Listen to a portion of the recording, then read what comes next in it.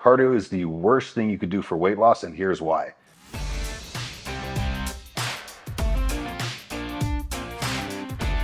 Now, first of all, let's understand that cardio is an endurance exercise.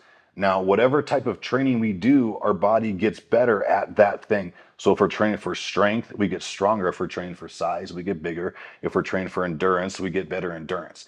Now, part of the way our body gets better at endurance is it becomes more efficient at using energy. So what that means is like gas mileage on a car. If you have a big, heavy truck, it's going to burn a lot of gas a lot more quickly versus if you have a small car that's going to get a lot better gas mileage. It's going to use that fuel a lot more efficiently, so it's going to last longer. Now, when we're talking about weight loss, we're trying to burn as much gas or fat as fast as possible, right? So by doing that endurance training that's making our body more efficient at using those energies, it's slowing down how fast our body processes that energy to conserve that energy over time. So what's going to happen is you could start with like, say, 30 minutes of cardio, right? And you're going to get some results because you're adding 30 minutes of cardio and you're going to burn calories. But what's going to happen is you're going to hit a plateau and you're just not going to respond. So what happens is we add 15 minutes, right? We go up to 45 minutes of cardio. So our body responds by losing some more weight because we added another 15 minutes, but then we're going to hit another plateau. You move it up to an hour, so on and so forth, right? So you have to keep adding more and more time to your cardio because your body's becoming more efficient and it can use that energy for that time. Now, what happens aside from the fact that that just makes it take longer and harder is if you've trained your body now to conserve energy for an hour plus of cardio a day, when you get to your goal, generally what people do is they cut all that cardio out because they don't want to do it anymore.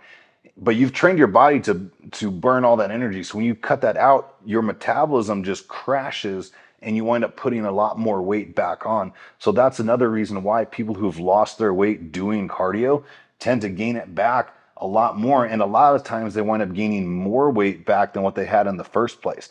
So the better thing to do is to focus on weight training. With weight training, we're actually going to stimulate the metabolism. So what's going to happen is if you're doing, say, like a set of curls, right?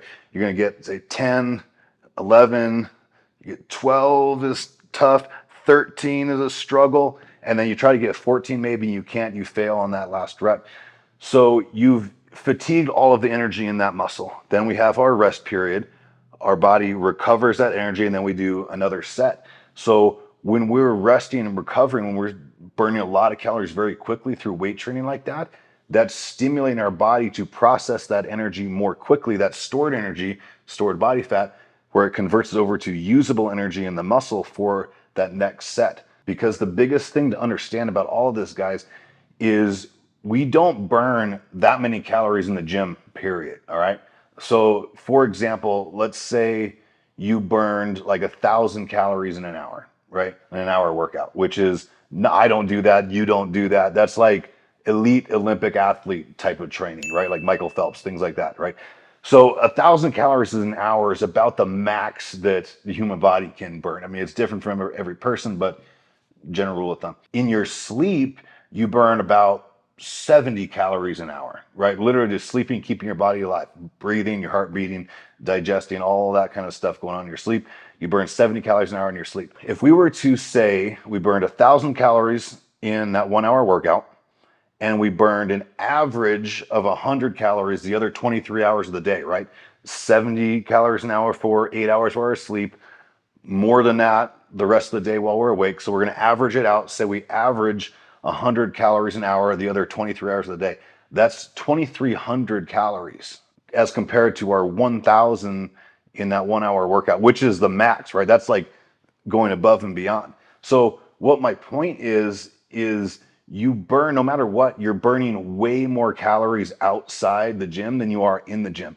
So when you're doing a bunch of cardio and that's slowing down how fast your body processes energy, that's making you burn less calories throughout the rest of the day, which is counterproductive to a weight loss goal. Whereas with weight training, where we're stimulating the body to burn more calories throughout the rest of the day, not only are you probably going to burn more calories in your workout anyway, but you're absolutely going to burn way more calories the entire rest of the day, which is going to lead to a lot faster weight loss.